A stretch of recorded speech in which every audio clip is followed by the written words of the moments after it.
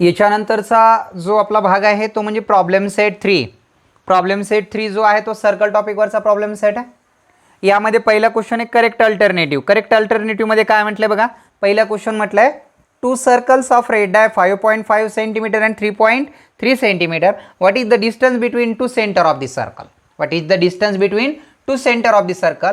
यामध्ये आपल्याला to circles touching internally और एक्सटर्नली, इंटरनली आहेत का एक्सटर्नली आहेत हे परफेक्ट सांगितलंय का, नाही सांगितलेलं. म्हणजे यामध्ये डिस्टन्स जरी म्हटलं तरी आपल्याला टू टाईप्समध्ये डिस्टन्स काढावं लागेल. एक इंटरनली टचिंग सर्कलचं डिस्टन्स आणि एक एक्सटर्नली टचिंग सर्कलचं. म्हणजे two circles are internally touching and two circles are externally touching.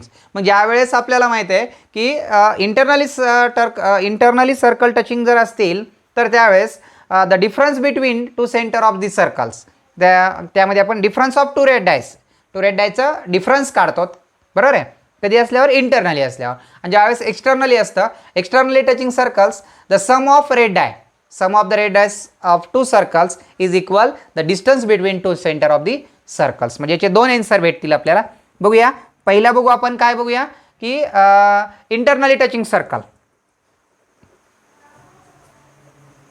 Internally touching circle. Internally touching circle असल्यावर the difference between their centre of the circles, distance is equal to 5.5 minus 3.3 is equal to काय भेटणार 2.2. Okay, internally. आता externally, externally touching circle, externally touching circles असल्यावर distance काय भेटतं, सम of two red आहे 5.5 plus 3.3 काय आलं मग 8.8. मग देअरफॉर त्याचा आन्सर काय असणार 2.2 और 8.8 हे आन्सर आहे. मग त्याचा ऑप्शन जो आहे डी ऑप्शन आहे. डी काय आहे, डी ऑप्शन 8.8 और 2.2.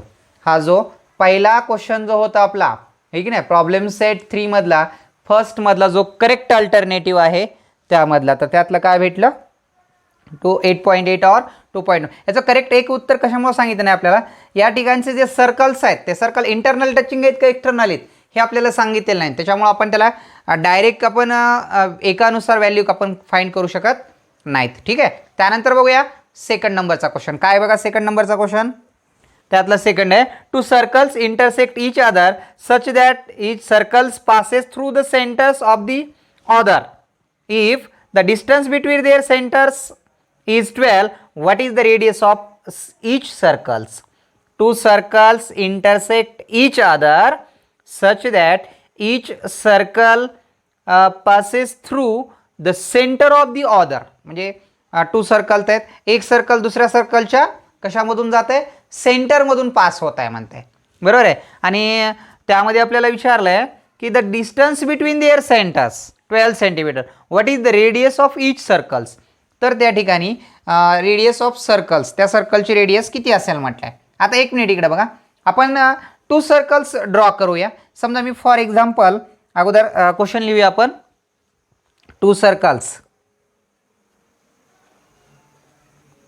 To circles intersect, intersect each other such that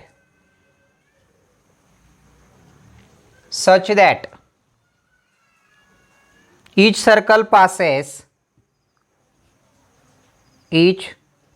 circle passes through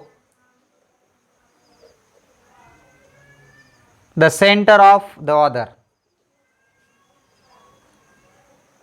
the center of the other. एक दुसऱ्याच्या सेंटर सर्कलमधून पास होत आहे म्हणत आहे. मी एक जर सर्कल ड्रॉ केला या ठिकाणी तर काय होईल बघा, या सर्कलचा सेंटर जर इथे असेल, बरोबर आहे, तर दुसऱ्या सर्कलचं जे सेंटर आहे हे सर्कल या ठिकाणावरून काय होत आहे, पास होत आहे म्हणत आहे.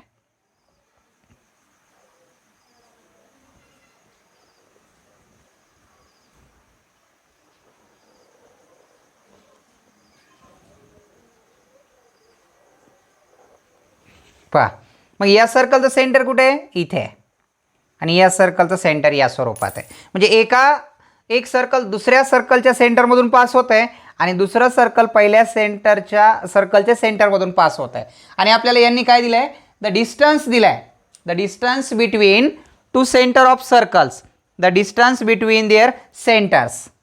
ओके, या दोघांच्या यामधलं काय दिलं त्यांनी, डिस्टन्स दिलं आहे. ओके, हे डिस्टन्स किती म्हणत आहे, 12 सेंटीमीटर. आणि आपल्याला फाईंड काय करायला सांगितलं आहे, त्यांनी म्हटलं आहे what is the radius of each circle, what is radius of each circle. तर त्या प्रत्येक सर्कलची रेडियस किती असेल म्हणताय. मला सांगा या सर्कलची रेडियस 12 सेंटीमीटर असेल तर याची पण किती असणार, 12. म्हणजे जेवढं डिस्टन्स आहे तेवढीच काय असणार, रेडियस असणार. असं म्हणू नका की याची रेडियस आणि याची रेडियस मिळून 12 होतील, आहे की नाही. म्हणजे या ठिकाणी what is the radius of each circle. तर प्रत्येक सर्कलची, आता तुम्हाला असा प्रश्न विचारला की what is the distance between their centre. आता या दोघांच्या सेंटरमधला डिस्टन्स तुम्हाला विचारला आहे. मग याचं डिस्टन्स किती असणार, सॉरी याची रेडियस किती असणार, radius of each circle is equal to 12 centimetre. किती असणार, 12 सेंटीमीटर. ऑप्शन आहे बी ऑप्शन आहे त्याचा करेक्ट. कळालं. म्हणजे two circle passing each other, एकमेकाच्या याच्यामधून जातात, पास होतात आणि त्या ठिकाणची जी व्हॅल्यू दिलेली आपल्याला ती रेडियस किती असणार आहे, 12 सेंटीमीटर. ठीक आहे. म्हणजे एक लक्षात ठेवा, त्यांचं जे लोकेशन दाखवलं आहे म्हणजे एका सेंटरमधून दुसरं सर्कल पास होत आहे आणि पहिल्याच्या याच्यामधून दुसरं सर्कल पासिंग होतं आहे, की नाही. म्हणजे या स्वरूपामध्ये आपल्याला जो बी नंबरचा ऑप्शन आहे तो होईल. ठीक आहे. आता बघूया 3 नंबर. 3 जो दिला आपल्याला प्रॉब्लेम सेटमधला पहिल्या क्वेश्चनमधला, a circle touches all sides of parallelogram. जो पॅरलोग्राम आहे की नाही. आता पॅरलोग्राम म्हटल्यानंतर परफेक्ट पॅरलोग्रामच असेल असं नाही का, तर every square is a parallelogram, every rectangle is a parallelogram, every rhombus is a parallelogram. Okay, त्यामुळं या ठिकाणी तुम्हाला असं वाटेल की पॅरलोग्राम म्हणजे फक्त पॅरलोग्रामच असेल का, तर आपल्याला माहिती आहे पॅरलोग्राम हा कोणकोणत्या टाईप्समधला क्वाड्रिलेटरल पॅरलोग्राम असतो. Every square is a parallelogram. का तर पॅरलोग्रामचा रूल काय आहे की opposite sides of parallel and congruent it is called parallelogram. Every square is a parallelogram, every rectangle is a parallelogram, every rhombus is a parallelogram. Okay, म्हणजे तुम्हाला आता तिन्ही option असतील, रेक्टँगल असेल, रोम्बस असेल, स्क्वेअर असेल आणि एक एक्स्ट्रा ट्रॅपेझियम दिला. ट्रॅपेझियमचा असणार नाही. मग आता या 3 पैकी कोणता परफेक्ट असेल, 3 पैकी कोणता परफेक्ट असेल. आता मला सांगा, जर आपण स्क्वेअर म्हटला, ओके, स्क्वेअर जर केला तर स्क्वेअरमध्ये ऑल 4 साइड्सला जो सर्कल असेल तो टच होऊ शकत आहे. ओके, टच होऊ शकत आहे स्क्वेअर बी असल्यावर. त्यांनी म्हटलंय अ circle touches all sides of parallelogram. Okay, त्यानंतर रेक्टँगलमध्ये शक्य आहे का, नाही. रेक्टँगलमध्ये म्हटल्यावर एक साईड लॉंग असते, बरोबर, या स्वरूपामध्ये असेल. म्हणजे या ठिकाणी रेक्टँगलचा ऑप्शन कॅन्सल झाला, ट्रॅपेझियम कॅन्सल झाला. आता राहिला फक्त रोम्बस अँड स्क्वेअर, रोम्बस आणि स्क्वेअर राहिला. मग त्या दोन्हीमध्ये परफेक्ट कोणता येतो बघा बरं. आता दोन्हीमध्ये जर परफेक्ट बघायचं असेल आपल्याला, आहे की नाही, दोन्हीमध्ये परफेक्ट बघायचं असेल तर स्क्वेअर येतो की रोम्बस येतो, तो तुम्हाला बघावा लागेल. आता एक लक्षात ठेवा, ज्या वेळेस आपण स्क्वेअर जर म्हटला, बरोबर आहे की या ठिकाणी स्क्वेअर जर म्हटलं तर स्क्वेअर म्हटल्याच्या नंतर त्याचा ईच अँगल किती डिग्री असतो, 90 डिग्री असतो. आणि जर 90 डिग्री जर होत असेल तर त्यामधला सर्कल हा ऑल 4 साईडला टच होऊ शकत नाही. म्हणून त्या ठिकाणी जो येईल तो परफेक्ट म्हणजे कोणता असणार, रोम्बस. तो त्याचा उत्तर असणार आहे रोम्बस. रोम्बस आणि रोम्बस ऑप्शन आहे बी नंबरचा ऑप्शन आहे. म्हणजे ज्या ठिकाणी तुम्हाला जर सर्कल काढून त्याच्यामध्ये जर तुम्हाला काय करायचं असेल, all sides are touches of the circle, all side काय होत असतील, टच होत असतील, तर तुम्हाला तो त्या ठिकाणी तयार होणारा काय होऊ शकतं, रोम्बस. आता जर स्क्वेअर जर म्हटला तर एक मिनिट इकडे बघा, स्क्वेअर म्हटल्यावर या स्वरूपामध्ये होणार आहे, बरोबर आहे. आणि स्क्वेअरच्या all four sides are congruent, त्यामुळे तो स्क्वेअर येऊ शकत नाही. तर त्या ठिकाणी काय परफेक्ट येतो, रोम्बस. तो रोम्बस ऑल फोर साइड्सला टच होऊ शकतो. ठीक आहे, म्हणजे क्वेश्चन नंबर 3 जो होता त्यामध्ये भेटला आपल्याला रोम्बस उत्तर. ठीक आहे, बाकीचा जो भाग आहे तो आपण आता काय करू, उद्याला घेऊ. त्यामध्ये MCQ टाईपमधले जे क्वेश्चन आहेत 10 क्वेश्चन आहेत MCQचे. काय घ्यायचं 4 नंबरचा, sir find the diameter of the circle. ठीक आहे, क्वेश्चन नंबर 4 एक घेऊ, पुन्हा नंतर स्टॉप करू आपण. बघा 4 नंबरचा क्वेश्चन काय आहे, length of tangent segment. Length of tangent segment draw from the point which is the distance 12.5 cm from the center of circle. Okay, तुम्हाला या ठिकाणी थोडंसं करेक्शन आहे या क्वेश्चन मध्ये. Length of tangent segment draw from a point which is distance 12.5 centimetre from the centre. म्हणजे centre पासून त्याचं किती डिस्टन्स आहे माहिती आहे. आपण एक काय करू, अगोदर एक डायग्राम ड्रॉ करून घेऊ आणि त्याच्या दिलेल्या माहितीनुसार आपण काय करूया, फाइंड करूया. ठीक आहे, of the circle is 12 centimetre from the centre of a circle is 12 centimetre. म्हणजे त्या ठिकाणी फाइंड काय करायचं आपल्याला, find the diameter of the circle. आता एक लक्षात ठेवा, डायमीटर फाइंड करायला सांगितलं आहे, बरोबर एक नाही. डायमीटर म्हटलं टँजेंट दिली असेल, त्याचं डिस्टन्स लेंथ पण दिली आहे की नाही, आणि आपल्याला रेडियस काढायची आहे. मग रेडियस काढायची म्हटल्यावर बघा, पहा बघा काय म्हटलं आहे, length of tangent segment draw from the point which is at distance 12.5 centimetre from the centre. हे भेटलं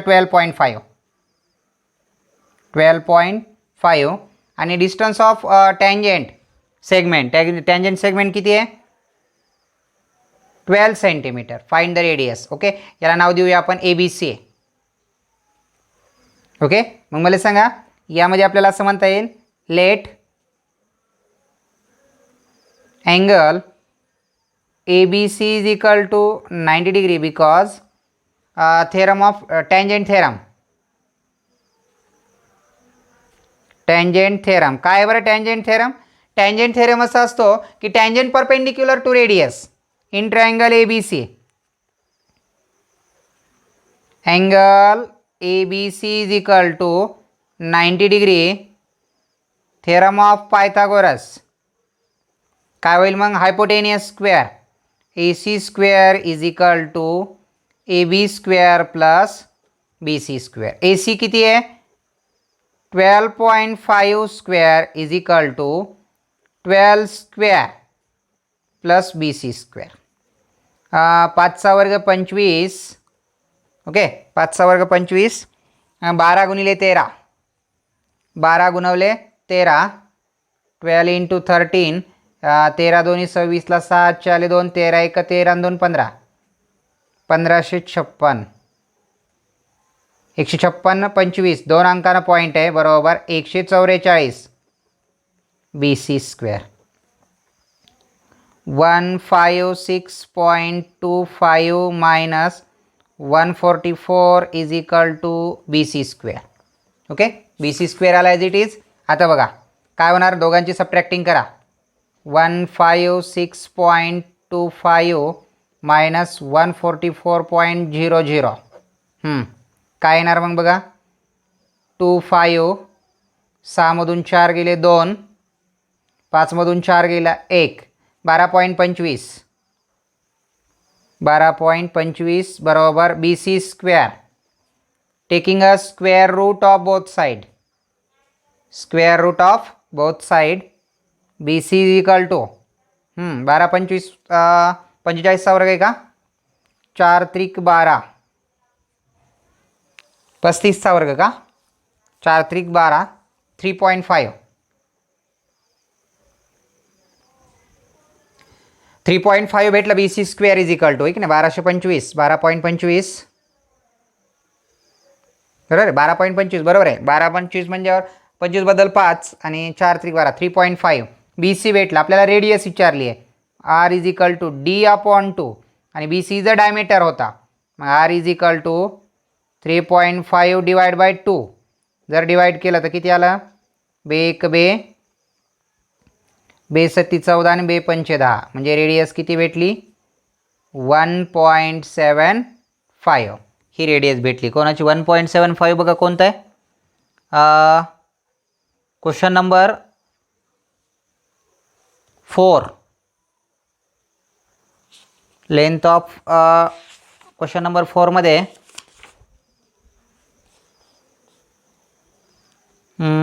सी ऑप्शन दाखवलं त्यांनी 7 सेंटीमीटर, पण या ठिकाणी 7 सेंटीमीटर येणार नाही, बरोबर आहे. बी सी जी आहे ती पूर्ण डायमीटर भेटली आहे. जर देताना व्हॅल्यू दिल्यात, कधी लक्षात ठेवा हायपोटेनियस हा लार्जच असणार आहे कधी पण, बरोबर आहे की नाही. आणि हायपोटेनियस जर लार्ज असेल तर या ठिकाणी हा म्हणजे दोन साईड जे आहेत ते त्या हायपोटेनियसपेक्षा काय असतात? कमी असतात, बरोबर आहे. मग याचं ॲक्युरेट जर उत्तर बघितलं तर 3.5/2 हे येऊ शकतं. आणि जर याच्यामध्ये जर त्यांना करेक्शन करायचं असेल, एवढं ॲक्युरेट उत्तर जर द्यायचं असेल तर त्यात थोडीशी व्हॅल्यू काय करावं लागणार आहे? त्यांना चेंज करावी लागणार आहे, ठीक आहे. त्यामध्ये दाखवलेली त्यांनी 7 दाखवली आहे, पण 7 त्या ठिकाणी येत नाही, बरोबर आहे. आता दिलेल्या व्हॅल्यूनुसार जर काढली तर 1.75 येते, ठीक आहे. जर हा क्वेश्चन परीक्षेत जर आला तर तुम्हाला तो करेक्शन करून देतील. चालतंय. बाकी थांबूया, बाकीचं नंतर देऊ.